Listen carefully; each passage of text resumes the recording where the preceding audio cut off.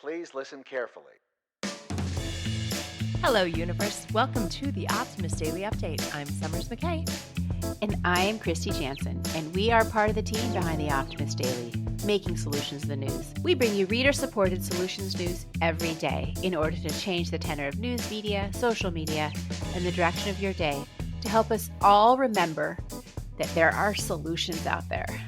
7 days a week, we publish positive news stories written by award-winning journalists and delivered online to your inbox and through our social channels.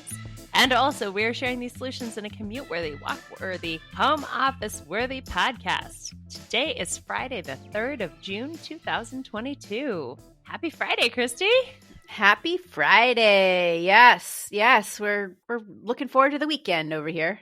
Yeah, for sure.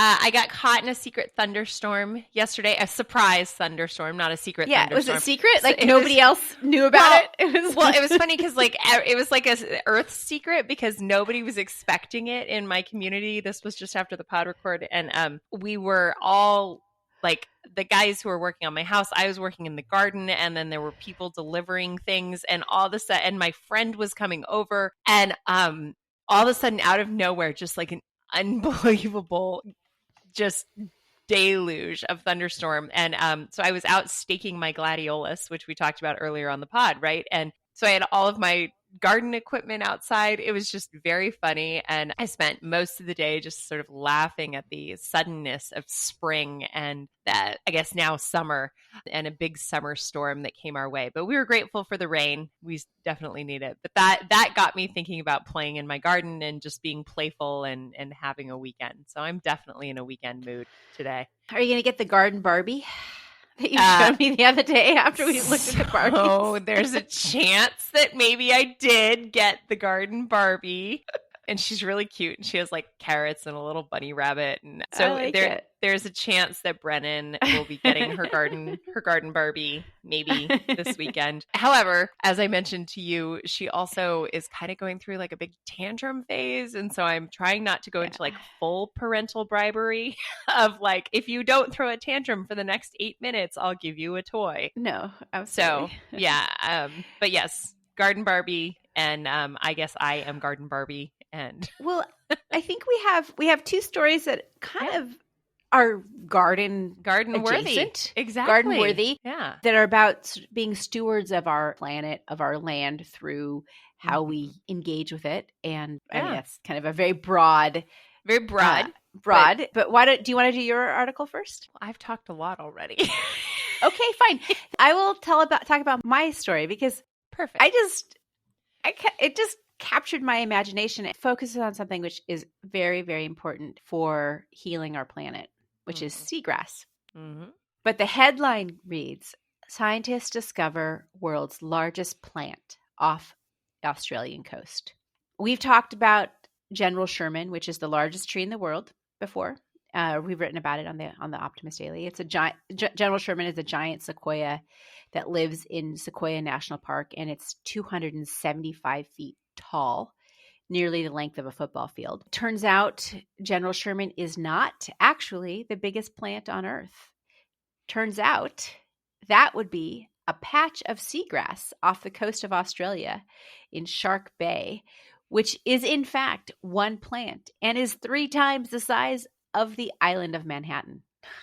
This is this massive plant, which is all one patch of grass, basically, made out of ribbonweed, which is a seagrass. It's an enormous seagrass meadow that was found in Shark Bay, about 500 miles north of Perth on the west coast of Australia. The scientific team that is writing about this stumbled on the meadow by accident while they were researching the genetic diversity of seagrass in general. One of the reasons for that is that seagrass is, like other ocean foliage, very important for the health of the biosphere and health of the marine environment. It gives habitat for fish.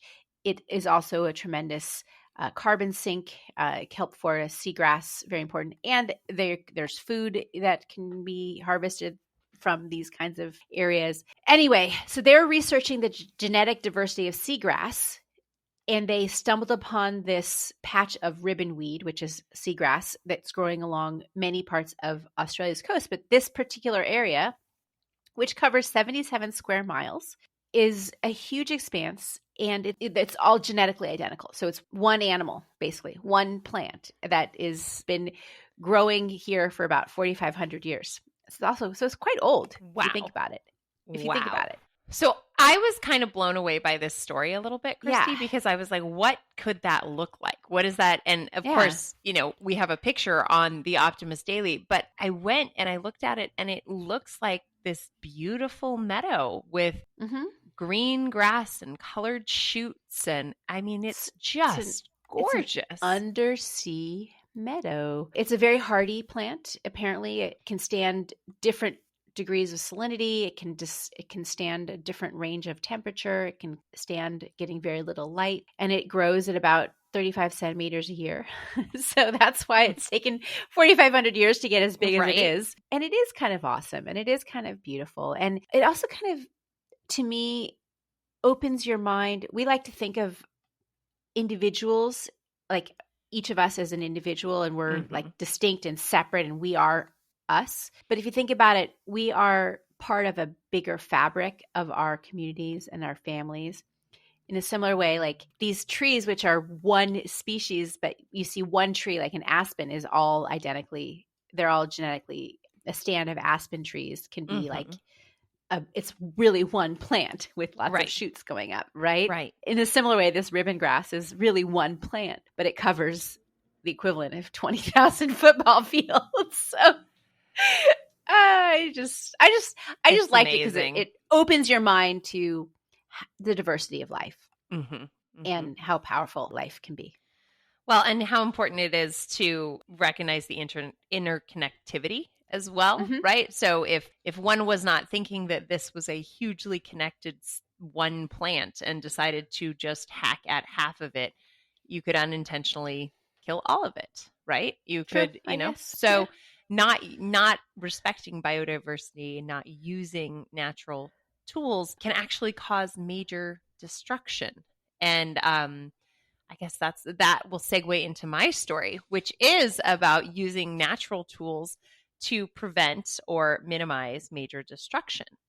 So I chose my story for two reasons. One, it is submitted by one of our readers, Warren Peterson. Thank you very much, Warren, for submitting. As you guys know, we sent a call out asking for people to send us stories, people, individuals, organizations that are inspiring them and changing the world for good. And so Warren sent this in. The second reason I chose this story is because I love goats. Goats are literally the cutest animals. Well, they're super cute when they're babies. Anyway, all that aside.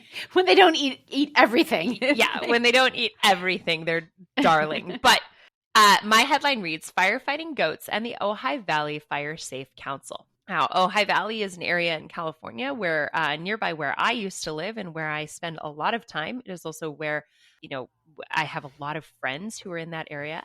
So I am particularly touched by this story as well, because I have lived through the California wildfires that have really, really harmed the Ojai Valley. Now, surrounded by rugged, steep mountains penetrated by hot, dry Santa Ana winds, the Ojai Valley is particularly susceptible to wildfire, being in the top 1% of the regions in the U.S. and the top 3% in California. The region's limited evacuation routes, vulnerable grid dependency, and communication dead zones compound the situation. Particular care and creative problem solving are needed to preserve the area's natural ecosystems and protect all life in the valley. Now enter the Ojai Valley Fire Safe Council, an organization that runs extensive vegetation management projects to deal with the pressing issues of wildfires.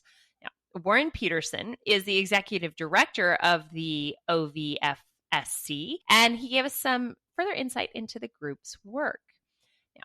They have been working since 2001 with wildfire education to schools, residents, ranchers, farmers, landscapers, and landowners to help defensible space enhancements and assistance, other vegetation management, fuel reduction projects, home hardening assessments, and community events. What this story is really about is Oak Grove School has deployed one climate resilient strategy they use to fire adapt the landscape, and that's animals such as goats and sheep. Now, many of you may have remembered listening to hear about Kristy's family ranch where they were using goats, and the goats had llama who were their bodyguards. I love that idea, and I love that story. The livestock grazes and clears vegetation that might have otherwise become wildfire fuel. This also aids in soil regeneration, right? Because what they eat, they also poop. Oak Grove School has been one of the many collaborators who welcome the animals onto their campus as a fire mitigation strategy. Now, I love this also because then that actually is showing education to all of the students about ways to prevent catastrophic fires. The Thomas Fire was a really, really major fire that hit the Ojai Valley, and it made us all really think about it, but think about ways that a community can come together to survive through that. And Warren Peterson's personal experience, he's quoted as saying, "I personally experienced the Thomas Fire and saw a need for increased community capacity and resiliency. The OVFSC does just this, taking a community-centered approach and using comprehensive, holistic, community-based, and community-driven initiatives to prevent catastrophic fires." I think that this is, Kristy, this is very poignant to you as well because you live in the area where wildfires have definitely devastated the state.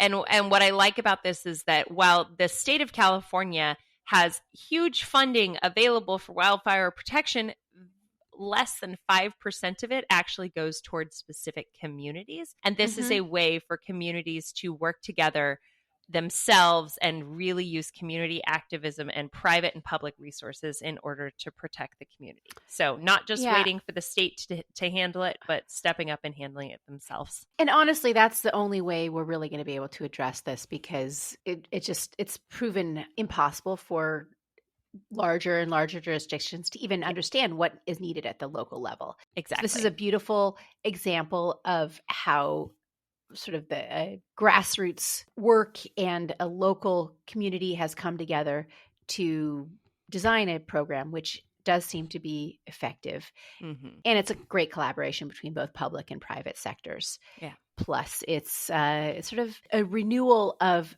an appreciation of how a more sustainable approach can be effective by using goats. Which, hey, working with our creature friends. Exactly. And I think there's been a resurgence of that kind of approach all over the state. I mean, here in Santa Barbara, there's a lot of goats and sheep, and a project I'm working on up in Northern California incorporates grazers as part of the wildfire management approach. And yeah, it's a little bit more expensive to bring them in than just tractoring it over, but it's actually a lot more effective. It's you spend a little bit more up front, but you spend a lot less later on. So exactly. I like it. This is a great story. And I'm so happy that we had a reader write in about it. And I'm impressed by Mr. Peterson and the work that he's making happen. Yep. Go, Warren. It's great. Go goats. Go goats. All right, Go goats. Okay, other stories that we have today. Kristy, what have we got? We have some simple tips for making homemade fertilizer. Biologists have uncovered secrets of parachuting salamanders. 10 simple things you can do to boost your mood, according to experts. A guide to the bugs eating your garden plants. Even if you don't have goats, you might have bugs. Right. What else, Summers? There is a new device that helps protect endangered whales from crashing into ships. Gene therapy could effectively treat chronic pain from spinal injuries. British Columbia decriminalizes small amounts of drugs to reduce deaths. And the case for setting rest goals and how to do it. That and much, much more, as always, is available on today's Optimist Daily. We promise to continue to share positive solution-based stories with ideas on how you can participate in this changing world and ensure it is change for the good here on the Optimist Daily Update. And as always, folks, support us for free, share us on socials, forward a story to a friend, or consider becoming an emissary on the optimistdaily.com for as little as $5 a month. Participate in reader-supported independent journalism. Thanks, everybody. We'll be back on Monday with more solutions.